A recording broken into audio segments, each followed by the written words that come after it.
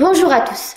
Nouvelle vidéo sur les polyèdres de Platon. Comme vous allez le voir par la suite, nous allons remonter le temps jusqu'à l'Antiquité. Commençons par rappeler que Platon est un philosophe de la Grèce antique. Né en 427 avant Jésus-Christ, sa jeunesse n'est pas très connue, mais nous savons qu'il a pas mal voyagé et rencontré notamment des mathématiciens disciples de Pythagore. Il a été le disciple du célèbre philosophe Socrate pendant 9 ans à partir de -408. En -387, à Athènes, il crée son école de philosophie, l'Académie. Sur le fronton de cette école dans laquelle il a enseigné pendant 40 ans, on peut lire que nul n'entre ici s'il n'est géomètre. Cette école a formé de grands philosophes, dont Aristote qui y passa 20 ans.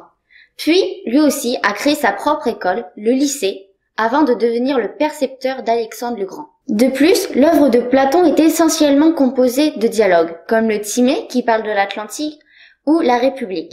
Il semble avoir été beaucoup influencé par les pythagoriciens. Il y aurait encore beaucoup à dire sur Platon tant sa pensée était importante, mais revenons plutôt à nos solides. Les polyèdres de Platon sont des formes géométriques en 3 dimensions, dont les faces sont des polygones réguliers identiques. Il se trouve qu'il n'existe que 5 solides qui correspondent à ces conditions. Il y a le tétraèdre, dont les 4 faces sont des triangles équilatéraux. Le cube, dont les 6 faces sont des carrés.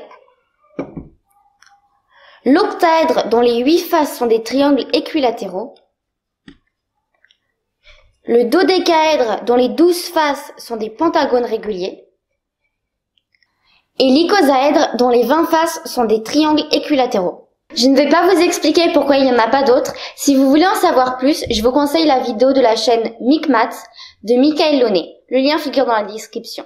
Platon ne l'avait pas démontré, il le supposait, car l'univers ne contenait que 5 éléments. Plutôt naïf. En effet, pour les Grecs anciens, il n'y avait que la terre, le feu, l'air, l'eau, et une substance nommée univers, ou éther pour Aristote. Une sorte de vide car les Grecs voyaient bien que nous nous déplacions dans quelque chose. Platon, dans son ouvrage Le Timée, associe chaque élément à un polygone régulier.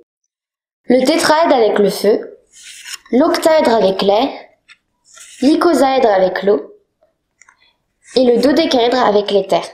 Le cube était quant à lui associé à la terre, l'élément le plus stable. Il justifiait ses choix par des raisons qui nous semblent bien étranges aujourd'hui. Par exemple, la chaleur du feu semble pointue, un peu comme le tétraèdre.